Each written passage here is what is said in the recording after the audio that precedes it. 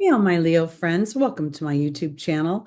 My name is Teri Hunter, and I'm here today to talk about Jupiter's retrograde in Gemini from October 9th, 2024 until February 4th, 2025.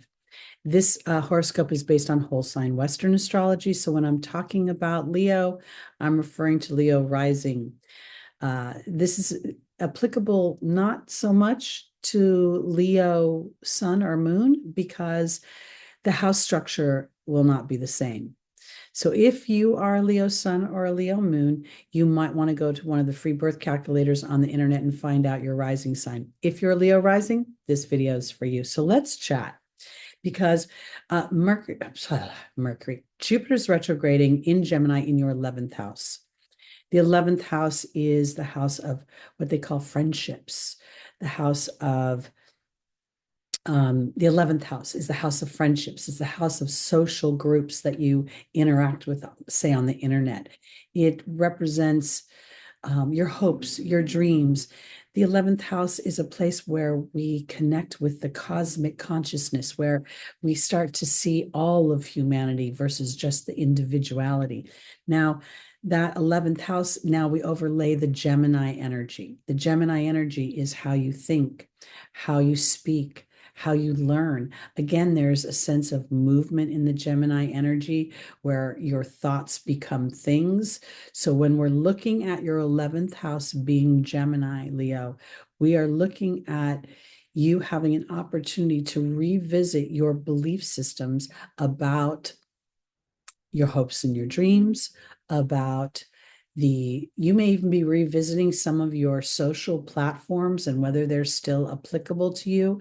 You might be even looking at things like we see in the 11th house a sense of rebellion. Okay, it's naturally ruled by Aquarius. It's naturally a libertarian. It is unexpected. The 11th house naturally rules the nervous system and large structures and systems. So, what we're looking at here is the potential of you becoming very aware of your friendships, your social groups, your hopes and your dreams, how those are affected by humanity and the cosmic consciousness.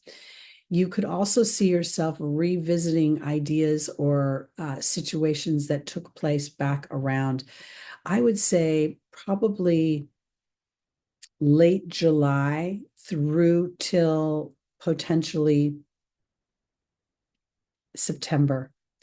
I say that because the retrograde is going to go from 21 degrees of Gemini all the way back to 11 degrees. So we're getting a big chunk of the second decant of Gemini being revisited. And that to me feels very powerful because it's revisiting the square to Saturn that happened back on August 19th. Jupiter was going direct in your 11th house. Saturn is in Pisces, which is your 12th house. No, I'm sorry, your 8th house. Leo rising, Pisces is your 8th house. Sorry, I had to look at my cheat sheet. Thanks for forgiving me.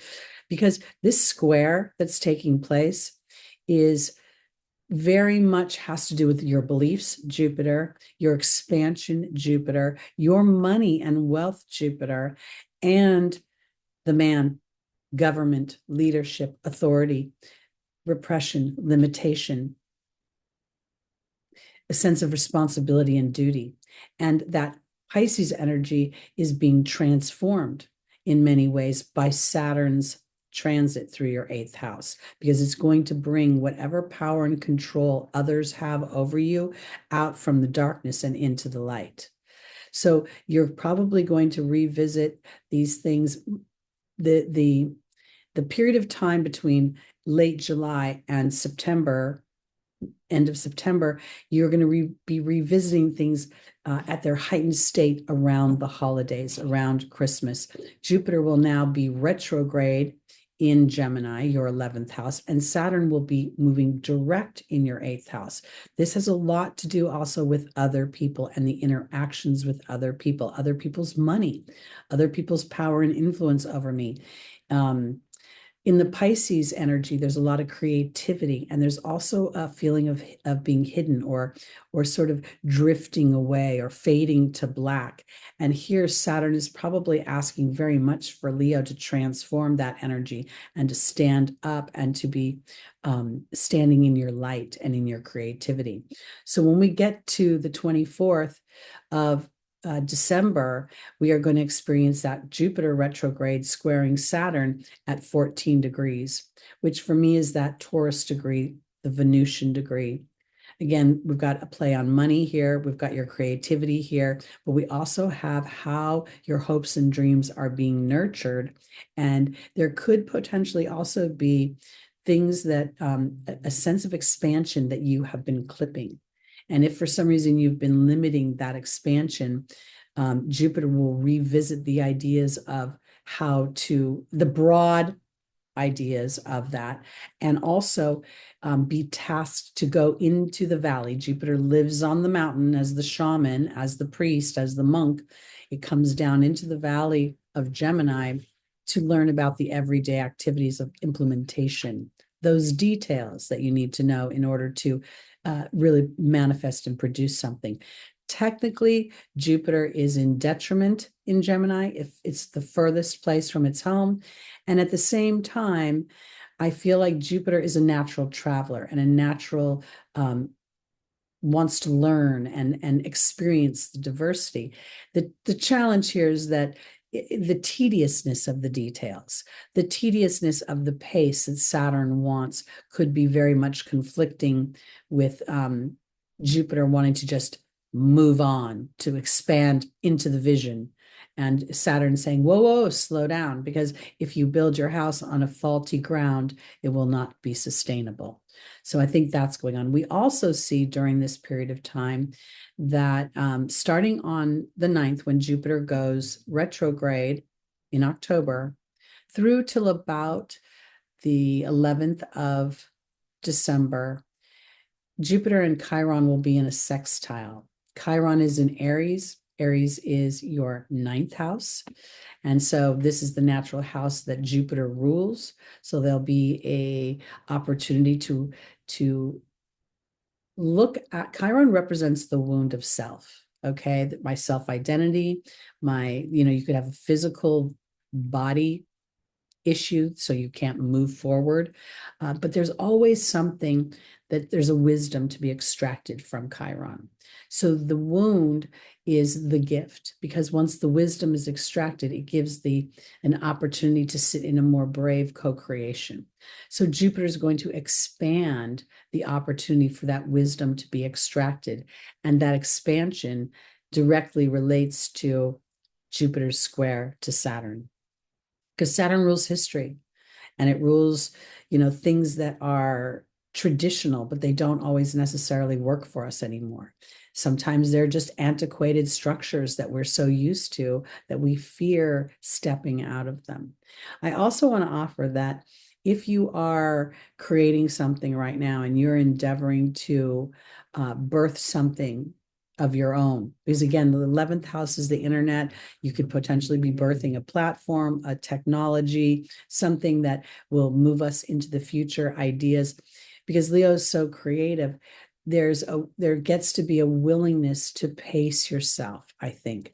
In the Saturn energy going through your 8th house, it's very much about creating sustainable relationships with other people and their money. So you don't want to necessarily have an investor in your company that you don't agree with philosophically, or he doesn't see or she doesn't see your vision. This is going to be a very key component. And Saturn will continue to retrograde in this 8th house until 2026. So when Jupiter, as you set this strong foundation, when Jupiter moves into Cancer, and Cancer is your 12th house, you could find a lot of expansion coming almost from a karmic reward of some kind. The 12th house is a karmic house. I believe that the 9th house, the first and the 5th house, they're Dharma houses. They offer reward for achievements and soul achievements, awareness, from previous lifetimes. So you could see yourself inadvertently being able to capitalize on that energy when Jupiter moves into your 12th house. And this could very much kick in because after Jupiter spends a year in Cancer, it'll spend a year in your first house, expanding your sense of self. So I want to encourage my Leos to whatever sits in your subconscious, any of those subtle yearnings that are saying, trust a path you cannot see. Take it slow, take it one pace at a time. Let Saturn's energy through the square illuminate versus feel repressive. Because if for some reason Saturn slows your expansion down, it may be because the broadness of Jupiter has not gotten into a detail that would be very important moving forward for the sustainable expansion of the project or of the community or of whatever your hopes and your dreams are for your future. Okay, that's it for me, for Leo, for the Jupiter retrograde. My name is Teri Hunter. I'm an intuitive astrologer. And if you'd like to book a reading with me, my information is below in the description. And please join me Sunday mornings live at 11 a.m. Pacific time, where I do a live reading. And what I do is I look at the transits coming ahead, and then I pull a tarot card and do an angel reading for each side. All right, everybody, like, subscribe, share, and I'll be back with more content. See you soon.